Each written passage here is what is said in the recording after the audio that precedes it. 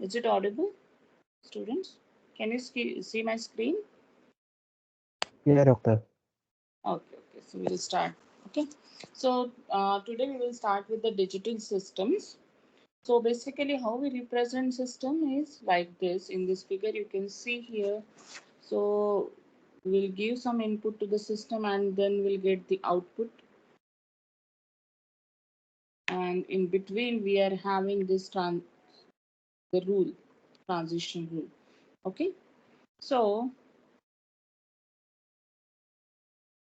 for particular input, we'll get some output signal based on the whatever is the transition rule here in the system for that particular system. So this is also called as a transfer function of the system. Okay. Now in case of the digital system, basically digital system handles the digital signals. Okay, signals and operation on digital signals. Now to produce the another digital signal which is in some ways better than the beginning, so we'll use some system. Now the representation of this system is suppose like this. Now suppose I'm having the input x of n.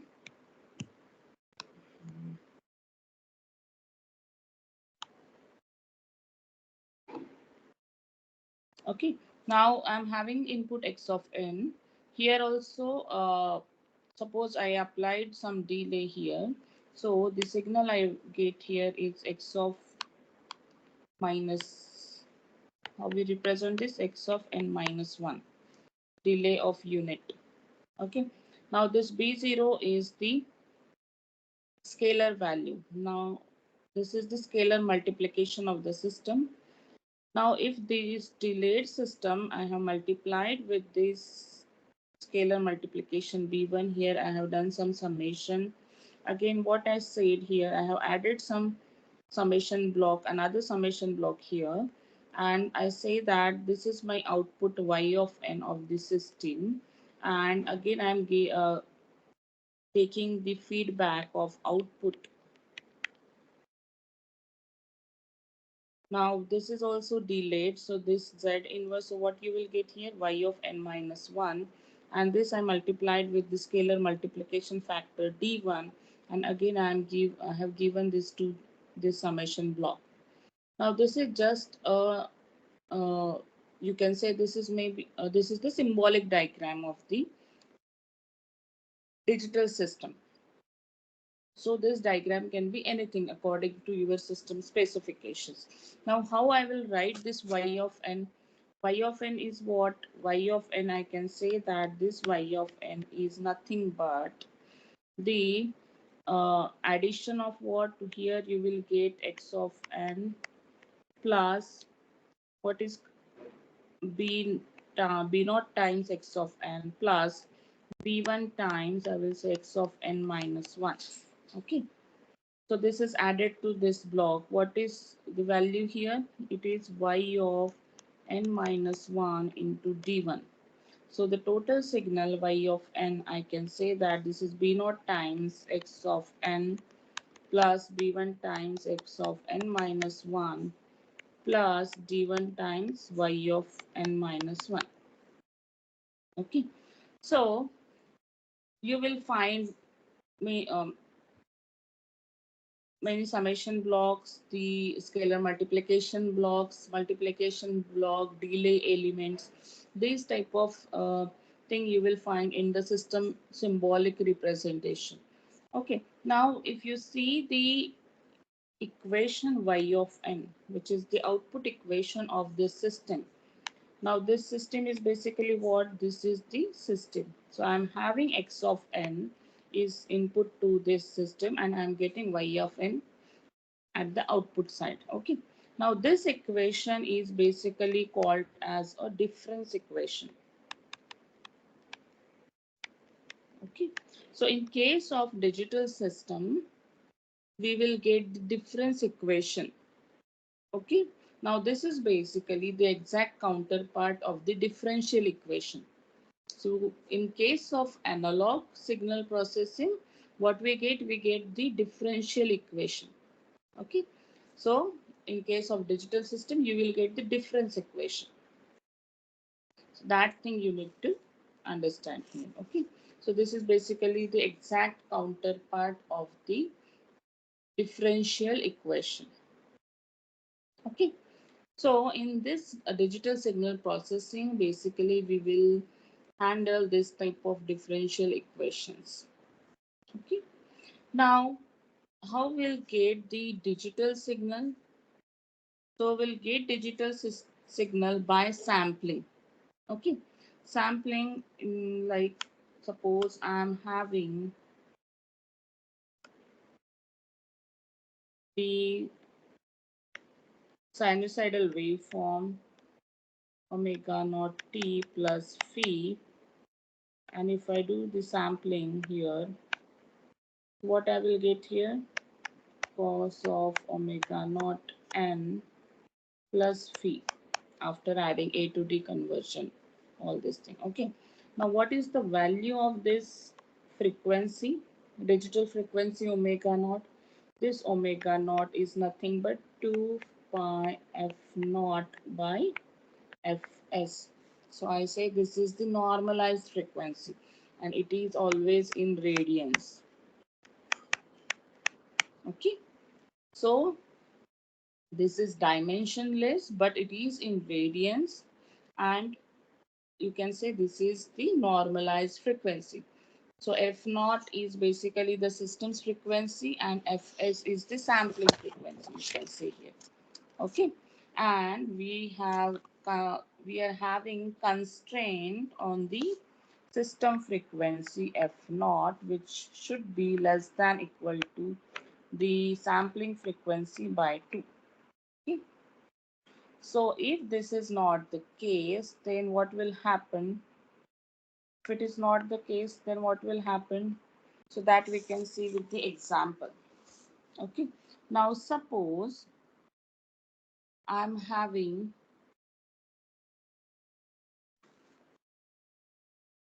three sinusoidal signals, like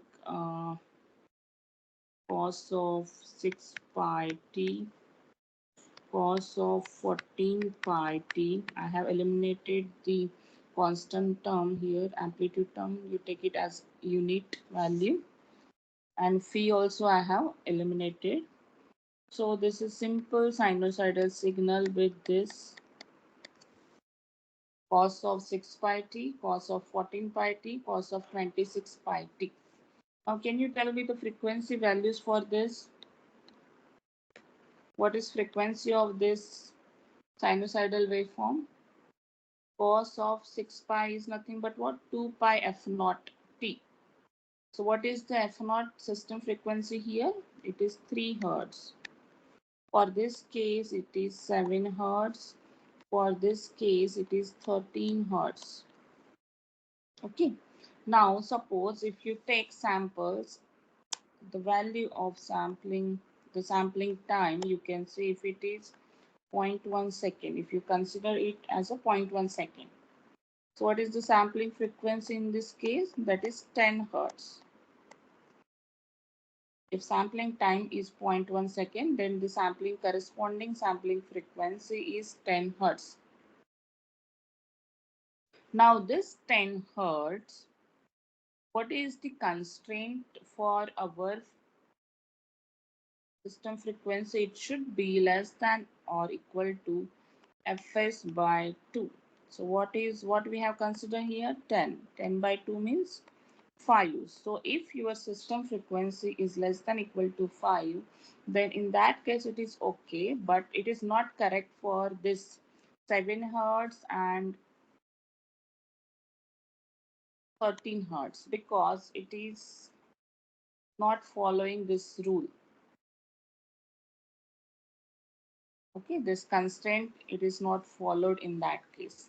Now what will happen if I consider the system frequency 10 hertz? Okay, now suppose I have done sampling here. Now what will happen to this? This is your continuous time system analog signal. Okay.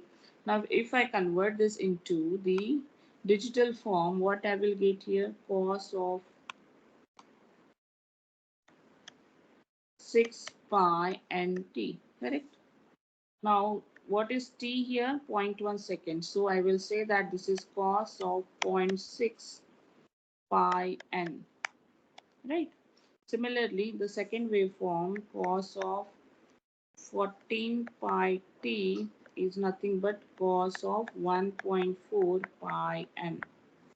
And cos of 26 pi t is nothing but what? In digital form, it is cos of 2.6 pi n. Right. Now, this cos of 1.4 pi n is what? 1.4 you can write like this. 2 minus 0.6 is what? 1.4. Right. So this 1.4 you can also write this waveform. I can also write like cos of 2 pi n minus 0.6 pi n. Correct. Now cos of this is what you will get here. You will get same waveform, that is cos of 0.6 pi n after using trigonometric relation, or you expand this, then you will get cos of 0.6 pi n. Okay, so which is nothing but the first waveform you will get. Similarly, this third waveform, this 2.6, I can write this as a addition of 2 plus 0.6. So same cos of 2 pi n plus 0.6 pi n. This is also nothing but cos of 0.6 pi n.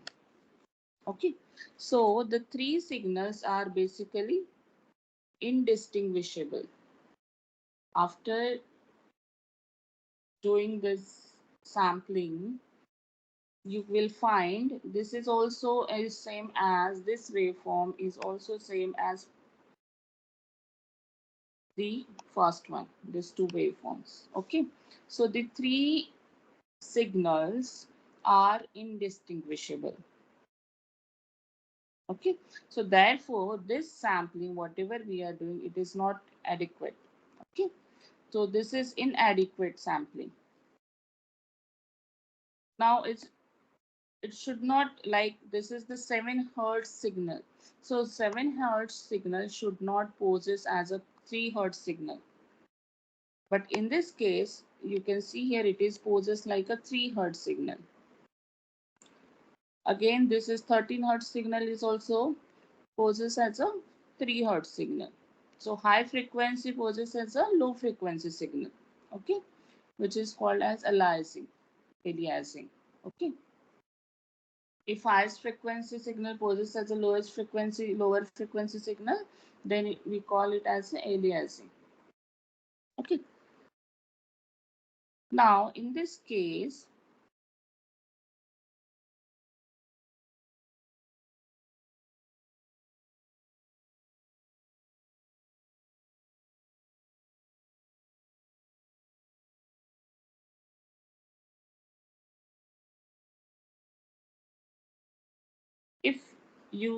if you take this t is equal to 0.2 seconds, suppose.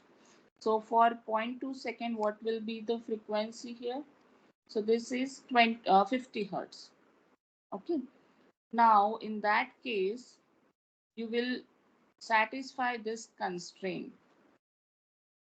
Okay.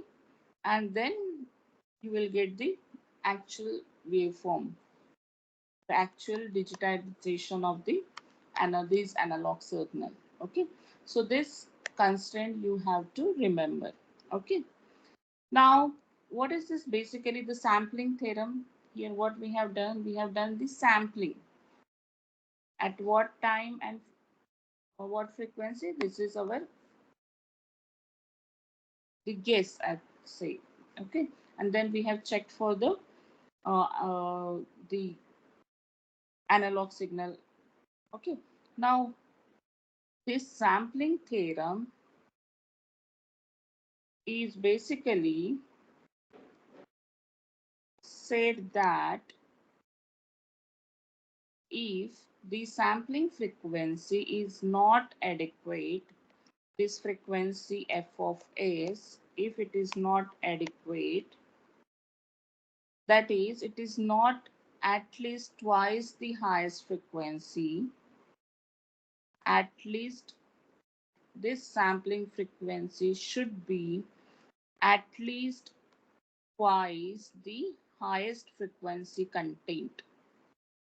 Then there should occur aliasing distortion. Now for this example, the sampling frequency should be, what is the highest frequency among these three? 13 hertz.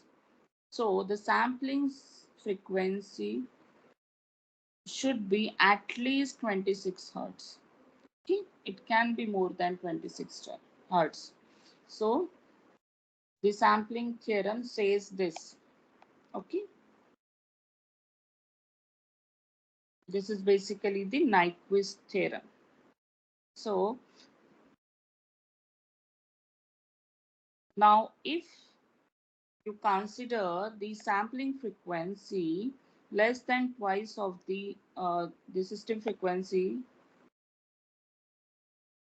then in that case you will find aliasing distortion. What is this aliasing distortion? So aliasing distortion means you will not get actual the waveform of actual frequency. You will get the waveform of lower frequency.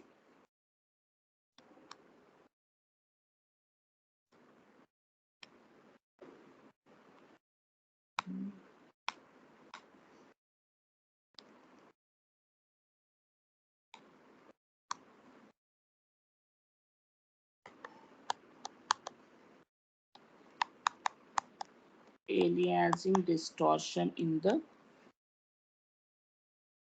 signal. Okay, so there is no way to recover this original signal if there is a distortion like this. Okay,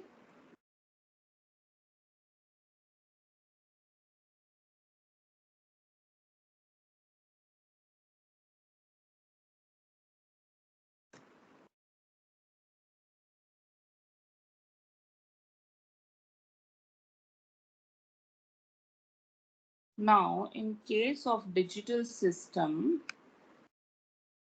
suppose I'm having the input x of n and I'm getting the output y of n, and here I'm having digital signal processor. Now the here it can be accumulated.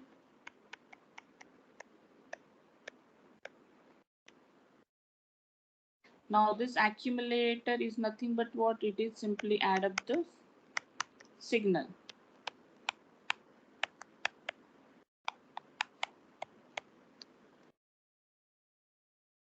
So this accumulator will simply add up the signal. Now how I will represent this in the mathematical form? So this y of n, I will say that simply add up means what? I can take the summation. So suppose I say this is my x of n and this n will vary from minus infinity to infinity. Sorry.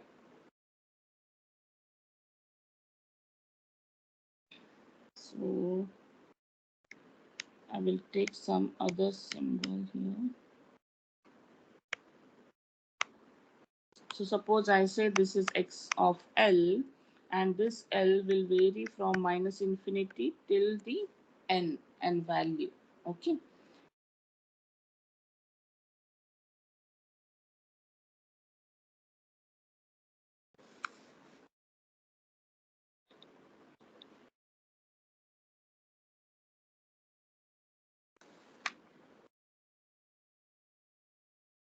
So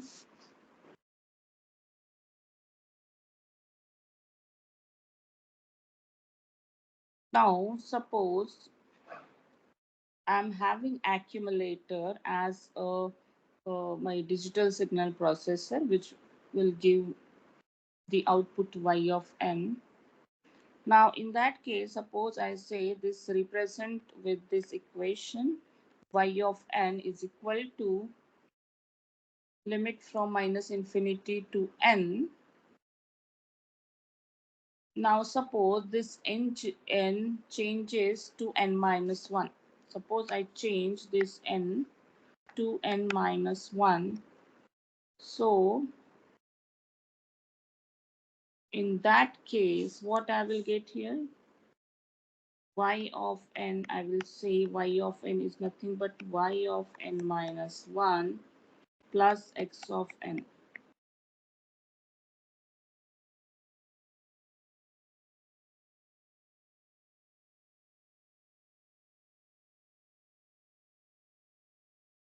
Because how I will write this summation, I will write like L from minus infinity to n minus 1 x of L plus n is remaining. So x of n I can write separately. And this term is nothing but y of n minus 1.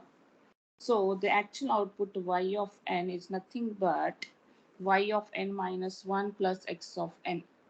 So what you will get here, this is basically the difference equation. Okay.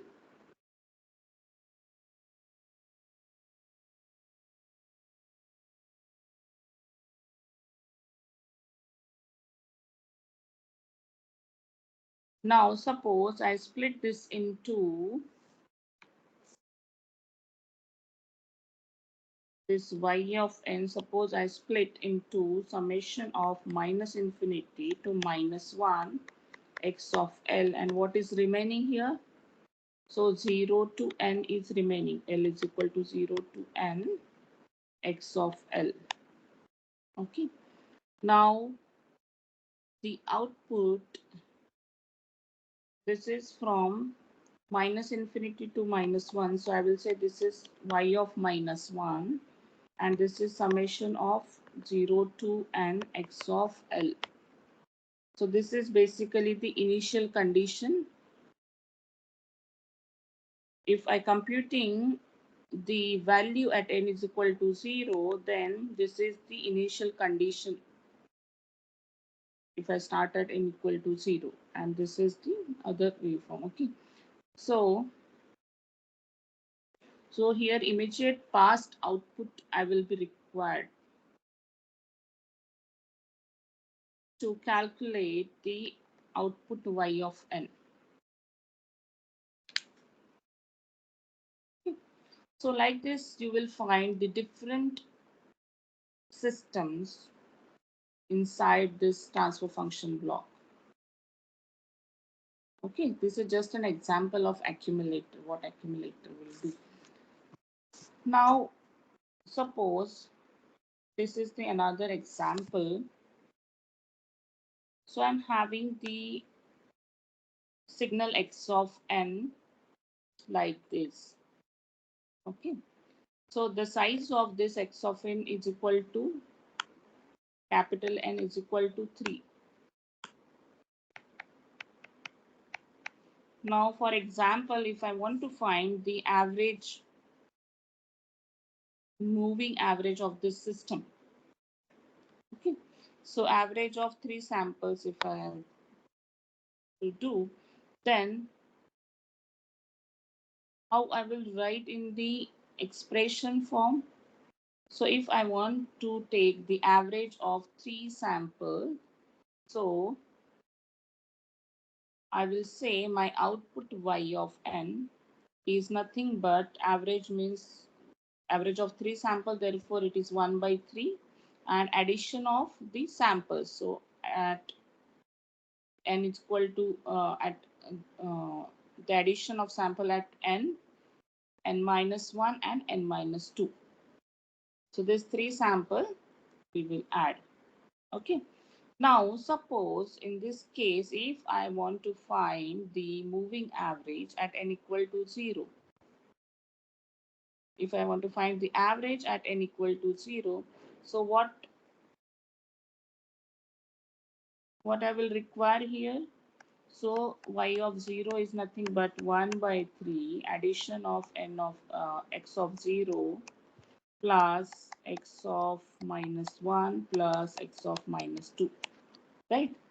According to this equation. What is the value of x at minus 1? There is no value at minus 1, therefore it is 0. So this is 1 by 3 into, at 0 it is 1, therefore it is 1, 0, 0.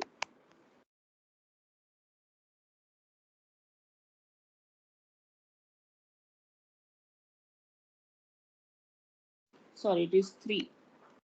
The value of x of n at n equal to 0 is 3. So 3 by 3 is what you will get 1. Therefore, you have to write, show here 1. So like this, you can take the average at each n. Okay. So you will get output y of n is like this. Now in this system, it changes the consistent value of the input signal x of n into the new gradual value of output signal y of n. Now this process is known as smoothing process. Okay. Now suppose I want to take the average of 10 samples. So if I want to take the average of 10 samples, then how I can write this? 1 by 10. Again, I have to add up the all 10 signals which are delayed by 1, 1, 1. Okay.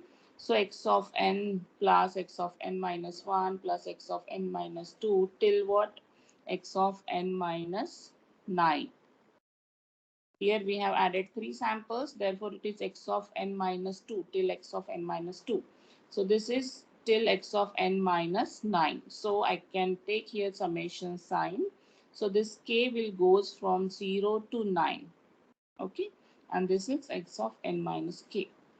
So suppose I'm having this type of x of n signal. If you do the averaging, so what you will get here? You will get this type of signal. Now you can see that this output signal after averaging, this is very much smoother than this signal. So this smoothness you can see here. Okay. So therefore this process is called as a smoothing process. Okay.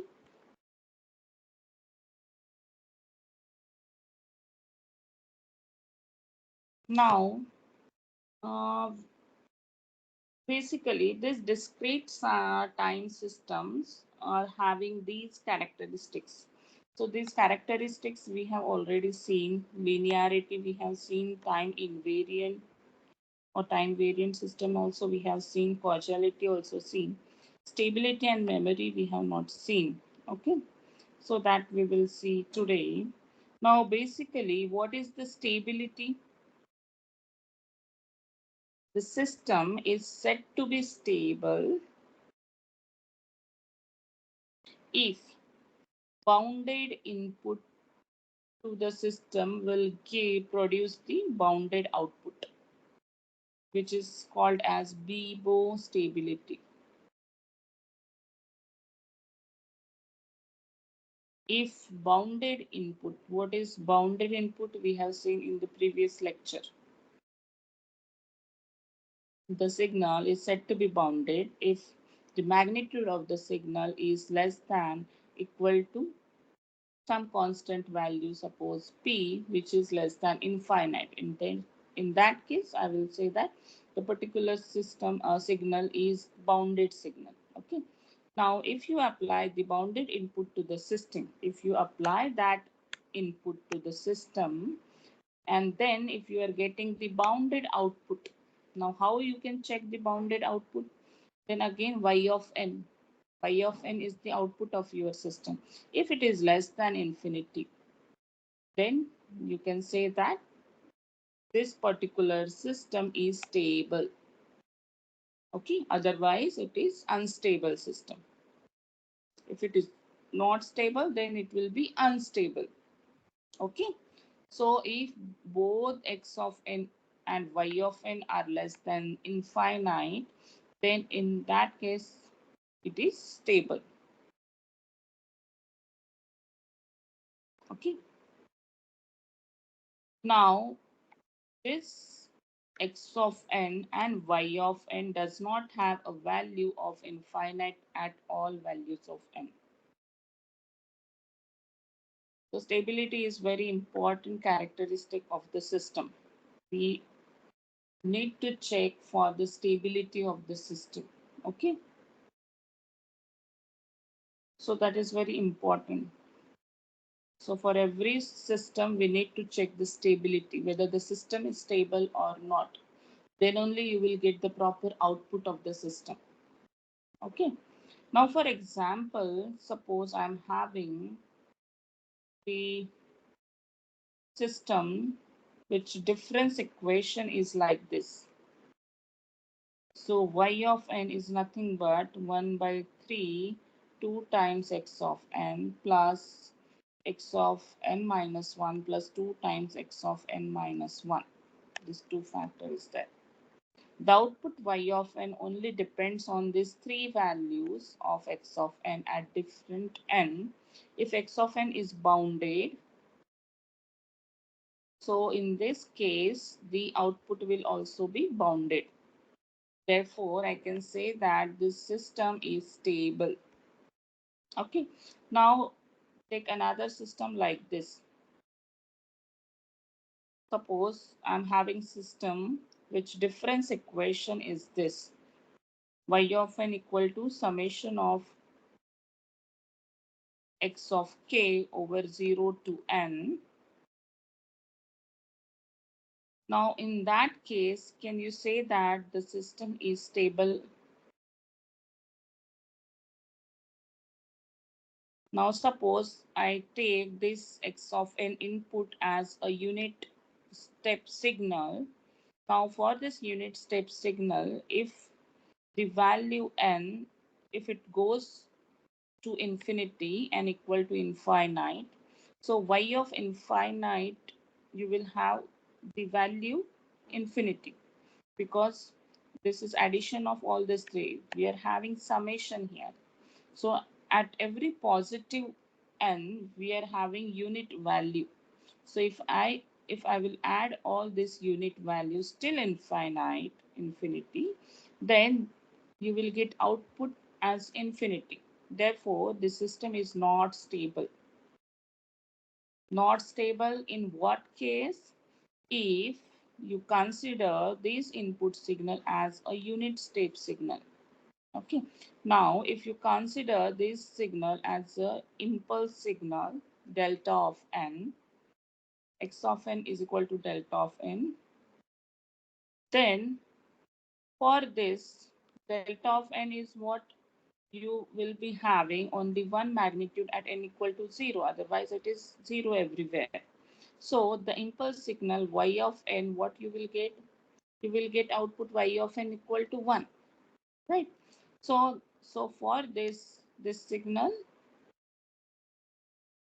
you will get output 1, which is less than infinite. Therefore, this system is stable. I can say this system is stable. Okay.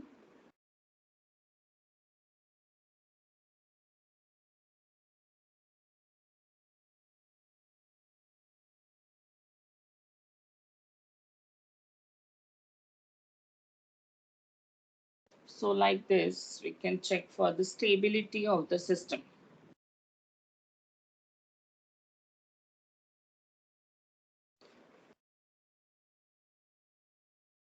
Now, what is the memory? Memory, again, the important characteristics of the signal. So So a system is said to have a memory if it is consist of non-current input. If system consists of non-current input, then it is said to have a memory. If the system consists only current input, then it is the memoryless system.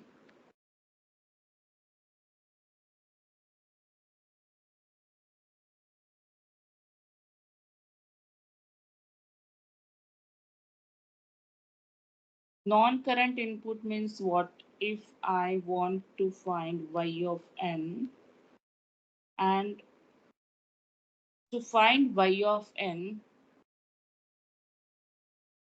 if I need x of n minus 1, x of n minus 2, like this, not x of n, then in that case, this system is having a memory.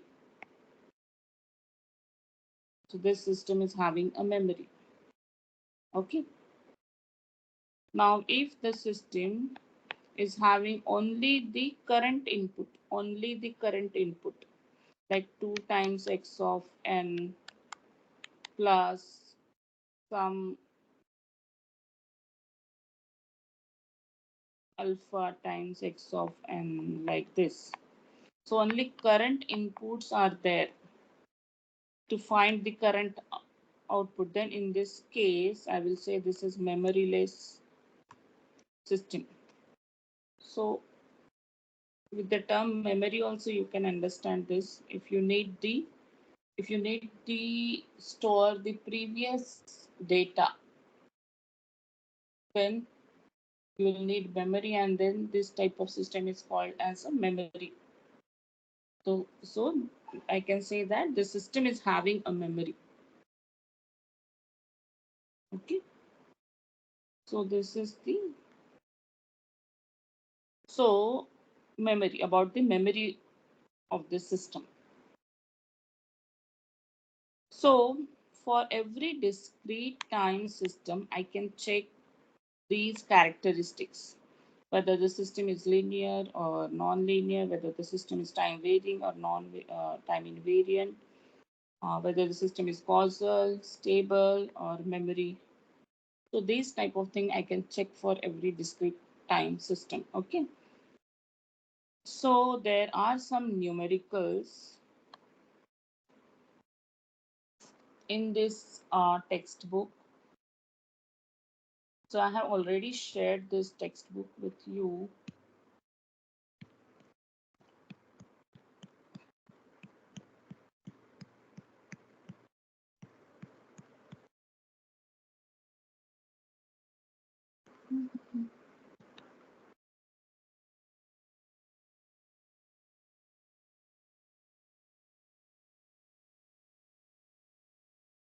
Okay. So this is the digital signal processing by Andreas Antonio. Now, you can easily download this textbook with the link shared in the Microsoft team. So from this book, you can refer chapter number 4, which is about the discrete time system. So this chapter you can refer here. Okay. So you will find different properties here. The instability of the system you will find. So, and the important thing here is, please go through the problems given in the at the end of the chapter.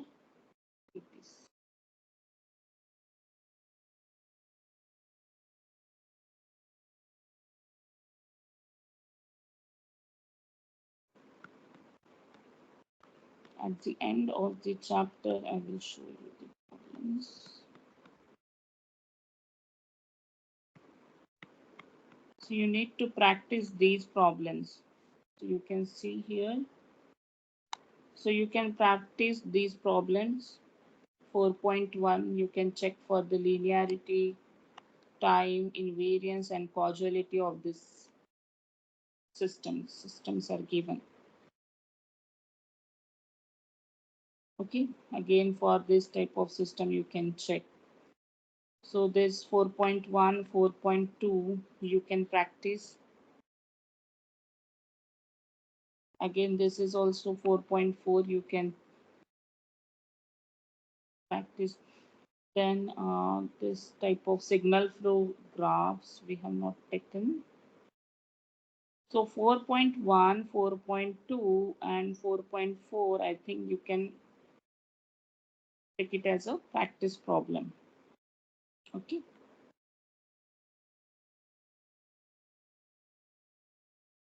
Okay, so I will suggest to uh, find the solution for this 4.1, 4.2 and 4.4. And if you get any doubt while solving these examples, then you can ask me in the next lecture or you can post it on our Intel or Microsoft team. So we can also take it in the classroom, our lecture. During lecture also, if you are finding this some problems are difficult, then we can take it in the lecture. Okay. So these are the homework problems.